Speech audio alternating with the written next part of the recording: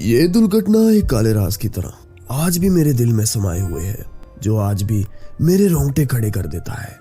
बात दरअसल 2017 की है, जब मैं और मेरे दो दोस्त उस मनहूस रोड ट्रिप पर गए थे। तब हमारी इंजीनियरिंग खत्म हो चली थी और जेब में थोड़ा पैसा भी था, तो हमने विशाल की पुरानी कार ली और राजस्थान की सैर को चल पड़े। पर अगर हम वहां ना जाते तो अच्छा ही था। दिल्ली से जाते जाते रात हो चुकी थी, पर हमें कोई चिंता की बात नहीं थी, क्योंकि भंसाल राजस्थान का ही रहने वाला था। लेकिन वो हमसुख किस्म का इंसान नहीं था, चुपचाप रहने वाले लोगों में से था। गाड़ी में चला रहा था और विशाल फोन में लगा हुआ था, पर भंसाल सिर्फ रास्ते पर ही नजरें गड़ाए बैठा था, मानो के उसके मन में कोई बात चल रही हो। मैंने भंसाल का मूड देखते हुए उससे कहा, लगता है तुम भी राजस्थान पहली बार आए हो। अरे यार, तुम्हारे ही गांव में रुकना है, थोड़े चेहरे पर मुस्कुराहट तो लाओ। वो एक पल के लिए हंसा और फिर कहा, हाँ बिल्कुल, गाड़ी जरा ध्यान से चलाना। तभी भंसाल के ये बोलते ही अचानक गाड़ी के नीचे कुछ आ गया और किसी की चीज की तड़पने की आवाज आने लगी। हम लोग तुरंत गाड़ी से नीचे उतरे और देखने लगे, पर हमें वहाँ कोई जानवर, कोई चीज नजर ना आई। मुझे ऐसा महसूस हुआ कि कोई बिल्ली या कुत्ते का बच्चा नीचे आ गया। मुझे काफी बुरा लगा और मैंने भगवान से माफी मांगी, पर विशाल को मानो बहुत मजा आया था। फिर हम लोग कार में बैठे और आगे बढ़ने लगे। रात के 2 बज चुके थे और मैं गाड़ी नॉर्मल स्पीड से चला रहा था। तभी हमें अचानक एक पीछे से झटका लगा। मैंने फौरन गाड़ी को साइड पर लगाया और गुस्से से नीचे उतरकर पीछे गया तो कार के पिछले हिस्से पर ना तो कोई डेंट था और ना ही वहाँ कोई दूसरी गाड़ी मौजूद थी। काफी देर इधर उधर देखने के बावजूद मुझे कुछ भी नहीं मिला और मैं वापस आकर अपनी गाड़ी में बैठा और आगे बढ़ने लगे। इस वाकये से मैं और विशाल थोड़े हैरान थे, पर भंसाल मानो कुछ बड़बड़ा रहा था, जैसे किसी भगवान का नाम। थोड़ी देर गाड़ी चलाने के बाद मैंने भंसाल की तरफ देखा और कहा, मैंने गाड़ी को टक्कर मारने वालों को देखा है। तो मानो भंसाल के होश उड़ गए। उसको अपनी सीट पर बैठे बैठे झटका लगा।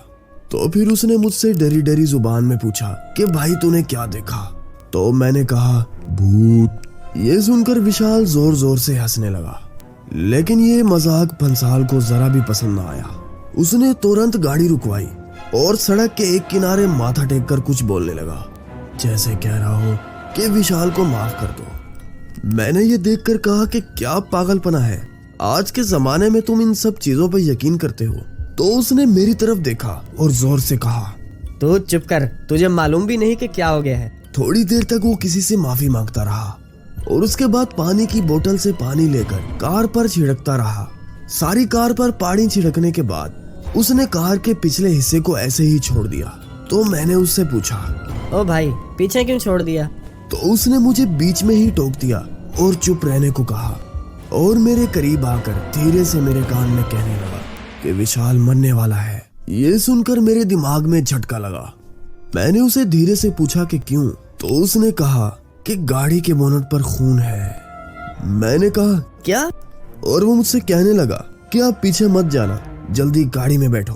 अब मुझे डर लग रहा था। मैंने इसी हैरत की नजरों से विशाल की तरफ देखा तो मानो वो कुछ अजीब तरह का लग रहा था, मानो चुपचाप बैठा और लंबा सा लग रहा था। हम दोनों इस बार आगे बैठ गए और विशाल मानो एक पुतले की तरह पीछे बैठा हुआ था।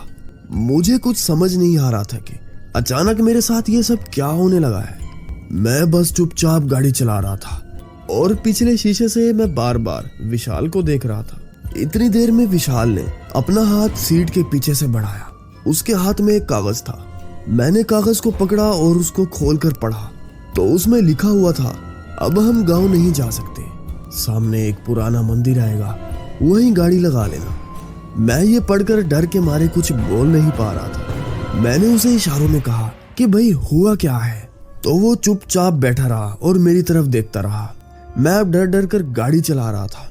कुछ देर के बाद वो मंदिर नजर आया। मैंने गाड़ी रोकी तो हम लोग कार से उतरने लगे और मंदिर की तरफ चलने लगे।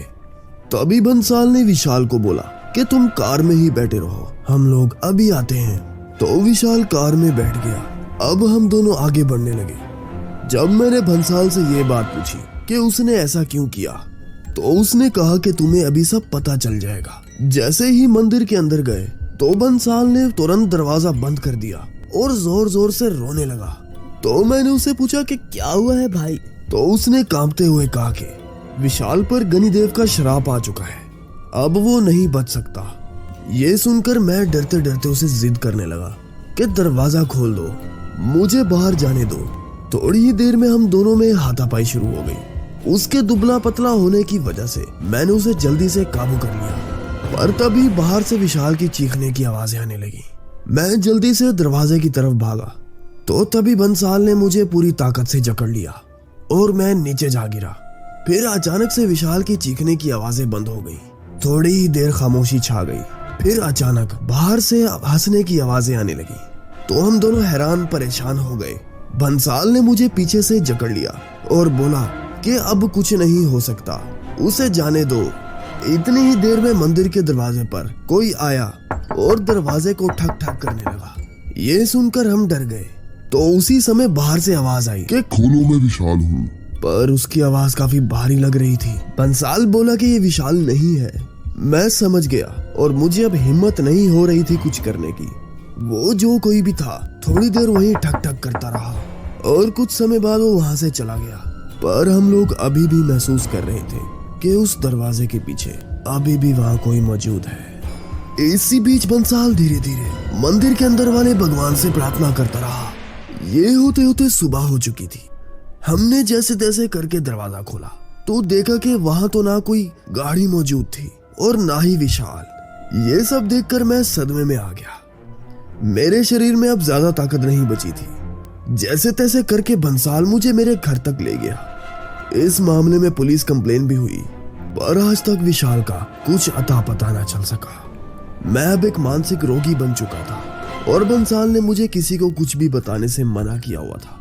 आज भी मैं उस घटना के साए में अपना जीवन व्यतीत कर रहा हूँ और विशाल के लौट आने की मैं कामना कर रहा हूँ।